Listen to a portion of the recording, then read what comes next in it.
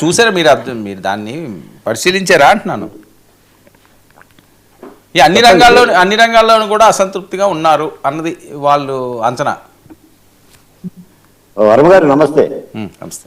ముందుగా డిబేట్లో పాల్గొన్న అందరికీ నమస్కారాలు. ఇప్పుడు ఈ సర్వే అంశాల దగ్గరకు వస్తే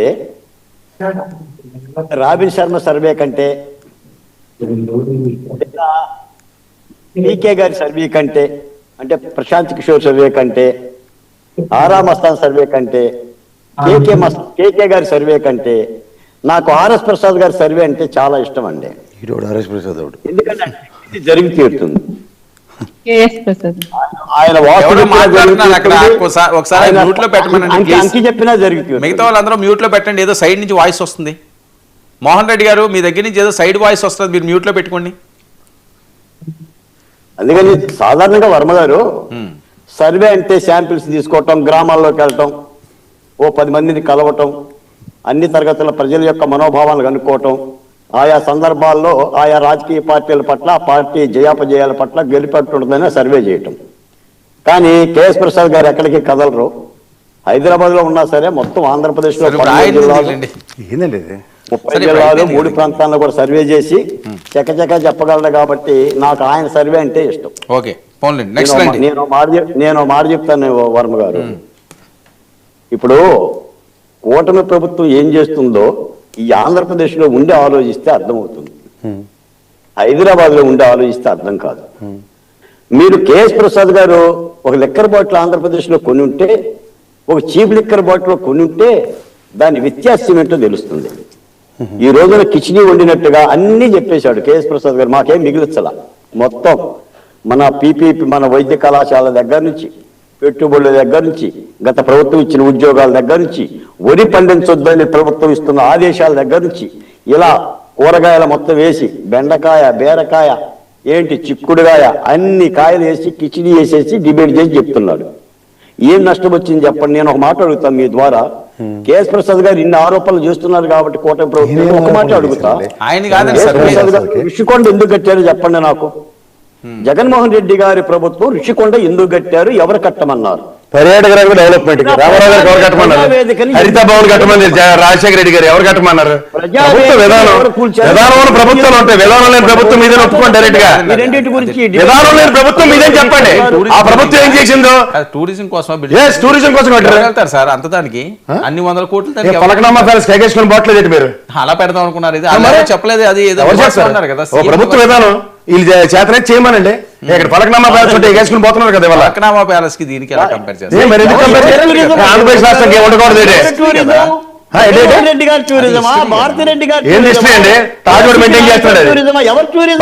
నీకు సబ్జెక్ట్ తెలుసుకుని డిబేట్ కి వస్తే బాగుంటది.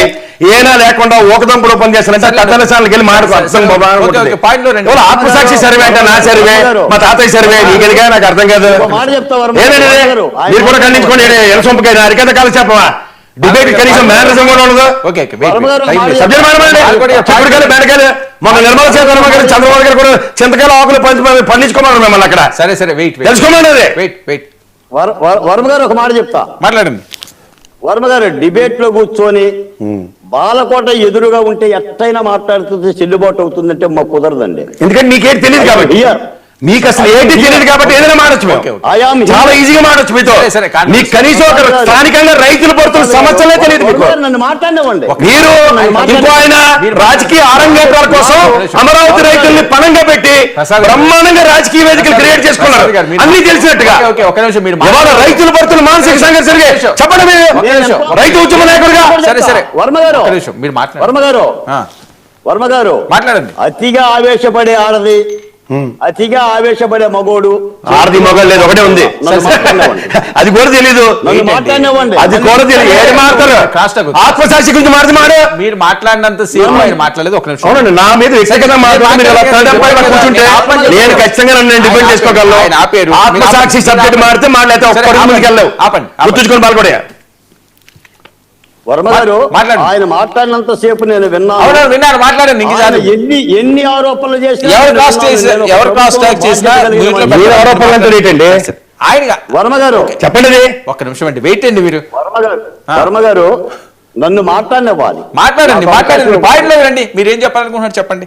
లేదు, నేను ఈ ప్రభుత్వంలో బాధ్యత కలిగిన మనిషిని. ఓకే మాట్లాడండి. పదవి రాగానే ప్రభుత్వం మీద నిలదీసిన, ఒక నిమిషం. తప్పుడు ప్రచారం చేసిన ఖండించాల్సిన ధర్మం నా మీద ఉంది. మీకు ఒక మాట చెప్తున్నా, ఆర్ఎస్ ప్రసాద్ గారు నాకు ఈ రోజు కొత్త కాదు. కేఎస్ ప్రసాద్ అండి 6 సంవత్సరాలుగా కేఎస్ ప్రసాద్ గారు నాకేం కొత్త కాదు. గత 6 సంవత్సరాలుగా పరిచయస్తుడే. ఆయన ప్రసంగాలు మొత్తం కూడా నేను విన్నవాన్నే. నాకు చెవులమ్మటే రక్తం గారింది. మళ్ళీ అయ్యే ప్రసంగాలు చెప్తుంటే సమాధానం చెప్పకుండా ఎలా పక్కకు పోయి అని చెప్పండి. మీకు మాట చెప్తానండి, మీకు మాట చెప్తా. ఇప్పుడు పీపీఏ, ఇప్పుడు వైద్య విద్యాలయాల మీద వైఎస్ఆర్ కాంగ్రెస్ పార్టీ 1 కోటి సంతకాల ప్రోగ్రాం ఒకటి తీసుకుంది. ఆ విషయానికే వస్తున్నా. ప్రభుత్వం వైద్య కళాశాలను ప్రైవేట్ పరం చేయటం లేదు. ప్రభుత్వం తన విధానంగా